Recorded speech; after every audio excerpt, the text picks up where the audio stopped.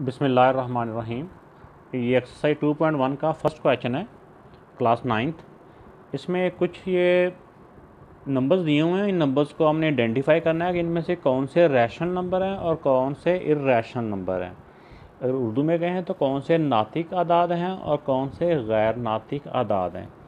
तो मैं एक और वीडियो में ये सारा रैशनल और इर्रेशनल कौन कौन से होते हैं, इनकी पहचान क्या है, ये मैं एक और वीडियो में ये वजाहत कर चुका हूँ।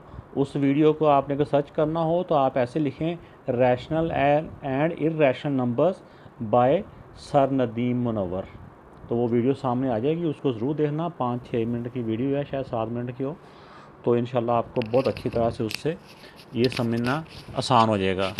तो फिर भी इस क्वेश्चन में मैं थोड़ा सा इसमें कोशिश करता हूँ आपको वजाहत करने की। अब देखें, जिस तरह ये 3 स्क्वायर रूट है, वैसे तो हमने रैशनल नंबर्स की डेफिनेशन में यही पढ़ा है कि ऐसे नंबर्स होते हैं जिनको हम फ्रैक्शन की फॉर्म में लिख सकें, जिनको हम P/Q की फॉर्म में लिख सकें। तो आप देखिए 3 का स्क्वायर रूट है। 3 का स्क्वायर रूट का बेटा जब हम आंसर निकालते हैं तो क्योंकि 9th क्लास में भी कैलकुलेटर लॉ होता है, आप चाहे कैलकुलेटर से इसका आंसर निकाल लें तो इसका आंसर इस तरह से आएगा। ये मैं आपको ज़रा समझाने के लिए लिख रहा हूँ,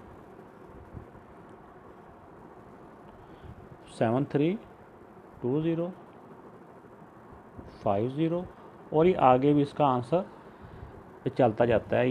ये टर्मिनेटिंग नहीं है। टर्मिनेटिंग मीन कि अगर इनको सॉल्व करें तो आंसर रुक जाए। रुकने का में टर्मिनेटिंग का मतलब होता है रुक जाना, नॉन टर्मिनेटिंग ना रुकने वाला। तो ये नॉन टर्मिनेटिंग है अगर डॉट डॉट है। तो यहाँ पे बेटा ये देखना होता है कि अगर उसका आंसर रुक तो नहीं रहा, लेकिन ये जो नंबर्स हैं ये भी सारे मुख्तलिफ आ रहे हैं, बेतरबीब, यानी कि ऐसी इनकी कोई तरतीब नहीं है। ठीक है, कभी देखें 7 आ गया, 3 आ गया, 2 आ गया, 0 आ गया, 5, ये डेसिमल के बाद, ये डेसिमल के बाद वाले डिजिट की कोई तरतीब नहीं है। तो ऐसे नंबर जो होते हैं ना वो इर्रेशनल में आते हैं, इर्रेशनल। तो अगर किसी की तरतीब हो, अगर यानी कि रुक तो नहीं रहा लेकिन एक ही पैटर्न पे आंसर आ रहा हो, रिपीटिंग नंबर्स होते हैं ना, रिपीटिंग, तो वो होते हैं रैशनल में। अब ये हो जाएगा इर्रेशनल, इर्रेशनल, ये इसका आंसर है। सर्कल में कर दिया ताकि दूर से आपको समझ आ जाए। अब देखें 1/6 है। 1/6 का मतलब 1 को 6 से हमने डिवाइड करना है। जब हम 1 को 6 से बेटा डिवाइड करेंगे तो इसका आंसर आता है इस तरह करके 0.1666, ऐसे ये 6 ही चलता है आगे। तो ये देखिए सेम पैटर्न चल गया। अगर सेम पैटर्न पे यही रुक तो ये भी नहीं रहा था, रुक ये भी नहीं रहा, लेकिन इसमें मुख्तलिफ नंबर डिजिट आ रहे थे, इसमें वो डिजिट आगे एक ही आना शुरू हो गया। यह एक ख़ास तरतीब है ना ये। तो अगर एक ख़ास तरतीब से चलेंगे तो ये हो जाते हैं फिर रैशनल नंबर, रैशनल। ठीक है, इस सर्कल में कर देता हूँ ताकि दूर से आपको क्लियर पता चल जाए इसका आंसर क्या है। आप चाहे इसका ना इसके कंप्लीट स्पेलिंग लिख के आपने इसका आंसर लिख लेना है। इसी तरह देखें पाए, पाए की वैल्यू सबको पता है, जो बच्चे 6-7 में पढ़ते आ रहे हैं। पाए की वैल्यू बेटा होती है 22/7। तो हालांकि जिस तरह की इसकी डेफिनेशन में आता है कि रैशनल नंबर वो होते हैं जिनको P/Q की फॉर्म में लिख सकें, मीन के फ्रैक्शन फॉर्म में लिख सकें, यानी कि उनको बटे में लिख सकें। तो ये तो बटे में है, तो फिर इसको रैशनल नंबर क्यों नहीं कहते? इसको बेटा रैशनल नंबर इसलिए नहीं कहते कि जब हम इसको अगर हम डिवाइड करेंगे 22 को 7 से जब हम डिवाइड करते हैं ना, तो इसका बेटा आंसर आता है 3.142। इसी तरह 85, ये आगे स्टॉप नहीं होता, टर्मिनेट नहीं होता, ऐसे चलता जाता है ये। तो देखें कि ये सारे जो डिजिट हैं ये मुख्तलिफ आ रहे हैं, एक ख़ास तरतीब के साथ नहीं हैं। अगर वो उसका आंसर डेसिमल में जो आ रहा होता है वो ख़ास तरतीब के साथ नहीं है तो वो फिर इर्रेशनल में काउंट होता है। जो तरतीब के साथ होते हैं ना, ये आ गया इर्रेशनल। जो तरतीब के साथ होते हैं वो रैशनल, और जो तरतीब के साथ नहीं होते वो होते हैं इर्रेशनल। और इसी तरह जितने भी होल नंबर होते हैं, इवन होते हैं, ऑड होते हैं, प्राइम होते हैं, कंपाउंड नंबर होते हैं, इंटीजर्स में आते हैं सारे ये, तो सारे इंटीजर्स रैशनल नंबर में आते हैं। इस तरह ये देखें 15/2, 15/2 में देखें कि 15 को जब 2 से हम डिवाइड करते हैं बेटा तो इसका आंसर आ जाता है 7.5। ये पूरा पूरा डिवाइड हो गया। अगर पूरा पूरा ये नंबर डिवाइड हो जाए यानी कि टर्मिनेटिंग ये फ्रैक्शन है तो वो भी रैशनल में आती है, ये नंबर भी रैशनल में आते हैं। ये सर्कल ज़रा आपको ना वाजे करने के लिए प्रोमिनेंट आपको नज़र आए दूर से कि इसका आंसर सर ने क्या बताया है। इसी तरह ये वाला देखें 29 का स्क्वायर रूट, 29 का बेटा जब आप स्क्वायर रूट फाइंड करेंगे क्योंकि आप इस लेवल में कैलकुलेटर भी अलाउ होता है, आप चाहे डायरेक्ट कैलकुलेटर से फाइंड करें तो इसका जब आंसर आता है तो 5.38516 और इसी तरह ये आंसर इसका चलता जाता है, यानी कि रुकता नहीं है, नॉन टर्मिनेटिंग है। ये नॉन टर्मिनेटिंग भी है और इनके जो डेसिमल के बाद जो डिजिट हैं उनकी कोई ख़ास तरतीब नहीं है, मुख्तलिफ आ रहे हैं, कभी कोई आ रहा है कभी कोई आ रहा है। तो इस तरह से जो किसी ख़ास पैटर्न पे नहीं होते वो इर्रेशनल में कंसीडर होते हैं। ये भी हो जाएगा इर्रेशनल, ये IR लिख रहा हूँ, आई से इर यानी IR इर्रेशनल। इसी तरह ये भी देखें ये 7.25 है तो ये टर्मिनेट है, रुक गए हैं, तो ये रैशनल में कंसीडर होते हैं। तो उम्मीद है कि आपको ये रैशनल और इर्रेशनल का जो बेसिक कंसेप्ट है वो भी समझ में आ गया होगा।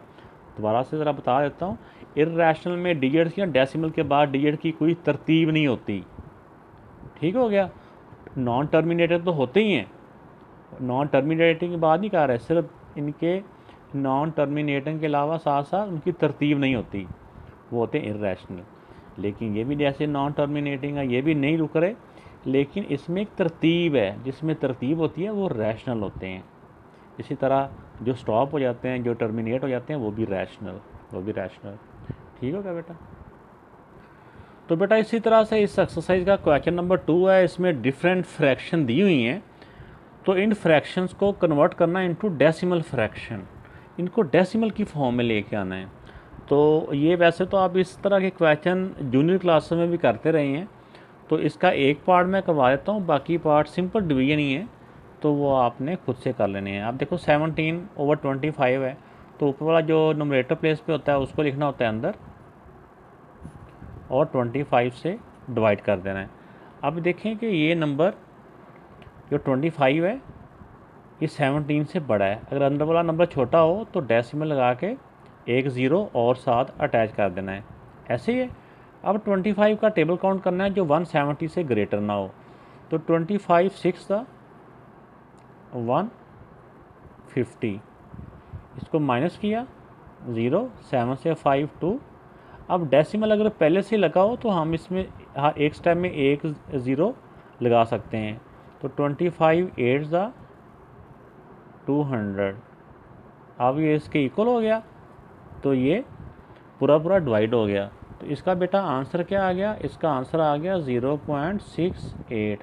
अब पता है इस तरफ डेसिमल को इस तरफ से खाली नहीं छोड़ते, ज़ीरो अपने पास से लगा देते हैं, तो ये बेटा इसका आंसर है। तो बाकी भी सारे पार्ट इसी तरह से आप लोगों ने डिवाइड करके इसका आंसर निकाल लेना है।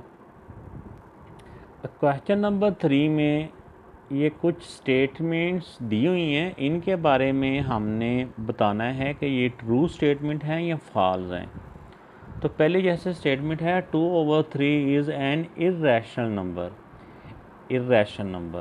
तो ये हमने इससे पहले क्वेश्चन नंबर 1 में भी रैशनल और इर्रेशनल के बारे में हमने सीखा है कि अब देखें 2/3, 2 को अगर 3 से डिवाइड करें तो आंसर क्या आता है, 2 को बेटा 3 से डिवाइड करें तो इसका आंसर आता है 0.666। इस तरह से ये नॉन टर्मिनेटिंग है, यानी कि ये रुकती नहीं है, डिवीजन चलती जाती है, सेम पैटर्न पे चलती है। तो इस तरह सेम पैटर्न पे चल रही हो तो वो क्या होता है, वो होता है रैशनल नंबर होते हैं, वो क्या होते हैं रैशनल नंबर। लेकिन इन्होंने कहा है कि ये इर्रेशनल है, तो फिर क्या हुआ, उनकी स्टेटमेंट ट्रू है या फॉल्स है, तो बेटा उनकी स्टेटमेंट जो है ना ये फॉल्स होगी, फॉल्स, ठीक है, क्योंकि जो सेम पैटर्न होता है ना वो रैशनल होते हैं, तो लेकिन उन्होंने कहा था इर्रेशनल है, तो इसलिए ये फॉल्स होगी। अब देखिए पाई, पाई की वैल्यू क्या होती है? पाई की वैल्यू बेटा 22/7 है। तो जब 22 को 7 से डिवाइड हम करते हैं तो इसका आंसर एक क्या आता है? एक सेम पैटर्न पे आता है या मुख्तलिफ उसके डिजिट डिफरेंट पैटर्न पे होते हैं? ये सेम पैटर्न नहीं होता, तो उनका बेटा जो आंसर होता है ना वो सेम पैटर्न पे नहीं होता, बल्कि वो मुख्तलिफ ही डिजिट आते जाते हैं। इस तरह ये चलता भी जाता है डिवीजन उसकी, और लेकिन ये देखें डिजिट मुख्तलिफ ही आते जाते हैं। तो अगर मुख्तलिफ हो तो वो इर्रेशनल ही होती है, वो नंबर जब वो इर्रेशनल कहलाता है। तो ये वाली स्टेटमेंट इनकी क्या हुई? ये इनकी ट्रू होगी, ट्रू, यानी ठीक है, दुरुस्त है ये। अब देखें नेक्स्ट है 1/9। 1/9 ये टर्मिनेटिंग का मतलब क्या होता है? रुक जाना, यानी जब 1 को 9 से डिवाइड करें तो इनकी डिवीजन रुक जाए, यानी पूरा डिवाइड हो जाता है। तो हम इसको डिवाइड करेंगे, जब हम देखेंगे जब 1 को अंदर रख के 9 से डिवाइड करेंगे तो इसका आंसर बेटा आ जाएगा 0.111। इस तरह ये रुकता नहीं है, ये 1 की शेप में आता ही जाता है ये। तो इसमें टर्मिनेटिंग का पूछा था, तो लेकिन ये टर्मिनेटिंग तो नहीं है, तो टर्मिनेटिंग में रुक जाना, देखिए ये रुक तो नहीं रही, तो ये हो जाएगा फॉल्स। अब 3/4 इज़ अ टर्मिनेटिंग फ्रैक्शन, तो टर्मिनेटिंग में रुक जाना। अब 3 को 4 से डिवाइड करेंगे, 3 को बेटा 4 से जब हम डिवाइड करेंगे ना तो इसका जो आंसर है ना वो रुक जाता है, ठीक है ना। अगर आप इसको चाहे डिवाइड करके देखें तो इसका आंसर जो है वो इस तरह करके आ जाता है 0.75, आगे डिवाइड नहीं होता, बस यहीं पे 0 हो जाता है, बराबर हो जाता है। तो ये रुक गया, मीन वाकई ये टर्मिनेटिंग है, तो ये इसका हो जाएगा ट्रू। तो बेटा आपको अगर ये वीडियो अच्छी लगी है, समझ आई है, तो इसको लाइक भी कीजिएगा, कमेंट्स भी कीजिएगा, इससे हौसला अफजाई होती है। और जिन्होंने मेरा चैनल सब्सक्राइब कर लिया है उनका बहुत शुक्रिया, और जिन्होंने अभी तक चैनल सब्सक्राइब नहीं किया वो ज़रूर बेटा जो आपकी वीडियो के आपके राइट साइड पे नीचे येलो कलर का इसका जो रेड कलर का बटन नज़र आ रहा है उस रेड बटन को क्लिक कर दें। आपका और मेरा सबका अल्लाह हाफिज़।